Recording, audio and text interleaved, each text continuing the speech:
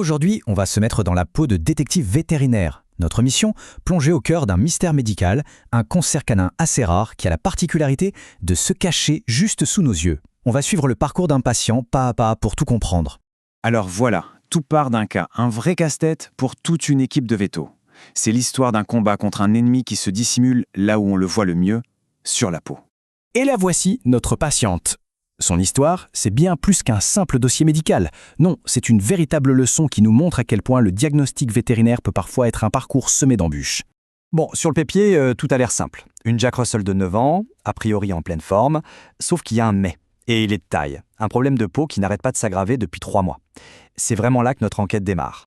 Face à ces symptômes, le mode détective est activé. Chaque examen, chaque observation, c'est une pièce d'un grand puzzle. Et il va falloir les assembler une par une, avec beaucoup de soin, pour espérer y voir plus clair. La première piste, c'est le temps. Comment est-ce que ça a évolué? Eh bien, tout a commencé avec de simples taches rouges. On aurait pu croire que ce n'était rien de bien méchant. Mais en l'espace de 3 mois, bam! Elles se sont transformées en grosses plaques épaisses, comme si la peau était infiltrée de l'intérieur.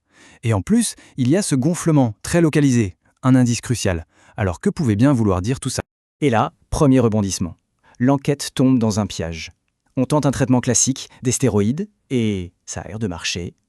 Mais attention, l'amélioration n'est que partielle et surtout temporaire. C'est le piège typique de ce cancer.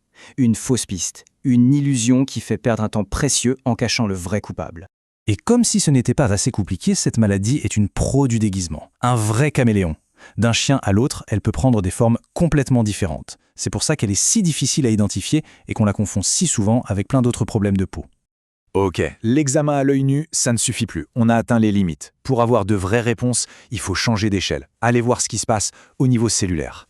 La grande question est donc posée. Les symptômes, on les a. L'historique, on l'a. Mais la vraie cause, la source de tout ça, reste une énigme.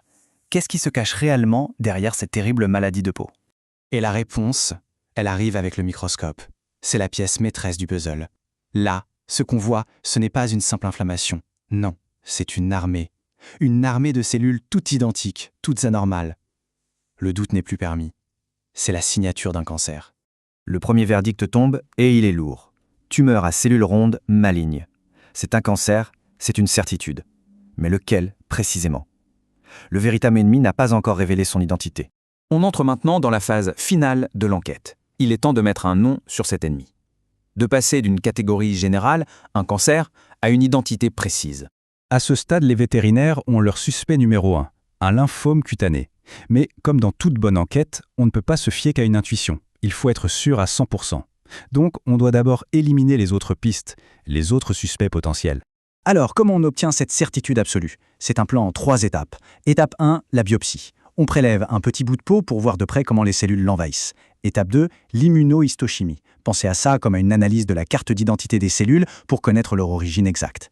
Et enfin, étape 3, s'il reste le moindre doute, l'analyse PCR, qui va carrément lire leur ADN pour un verdict final. Et ce qui rend cette maladie si particulière, ça tient en un mot un peu technique, l'épithéliotropisme. En clair, qu'est-ce que ça veut dire? C'est simplement le mode opératoire de ces cellules cancéreuses. Elles ont une obsession, envahir la couche supérieure de la peau, l'épiderme. C'est cette action-là qui provoque toutes les lésions visibles. Voilà, le diagnostic est posé, l'ennemi a un nom. Mais une nouvelle bataille commence. La question n'est plus « qu'est-ce que c'est ?», mais « et maintenant, qu'est-ce qu'on peut faire ?» Et c'est là que la réalité frappe, et elle frappe fort. Le pronostic pour ce type de cancer est très sombre. En général, la survie médiane est de moins d'1 an. C'est une information terrible, mais elle est essentielle, car elle va complètement redéfinir la suite des événements. Face à un tel pronostic, la priorité change du tout au tout. L'objectif numéro 1 ne peut plus être la guérison. Ça devient le bien-être, le confort. Chaque journée est une victoire, et l'important, c'est que cette journée soit la meilleure possible. Cette nouvelle stratégie se concentre donc sur les soins palliatifs. La chimiothérapie, par exemple, n'est pas là pour éradiquer le cancer, mais pour le freiner, pour gagner du temps, et surtout du bon temps. Et à côté, il y a tous les soins de support, qui sont tout aussi vitaux. Gérer les démangeaisons, qui peuvent être un calvaire, et combattre les infections de la peau, qui apparaissent inévitablement. Finalement, ce cas nous ramène au cœur même du métier de vétérinaire. Quand la science ne peut plus offrir la guérison, son rôle ne s'arrête pas. Au contraire, il devient encore plus fondamental, offrir le confort, la dignité et la qualité de vie jusqu'au bout. Et ça, c'est peut-être le plus important de tous les soins.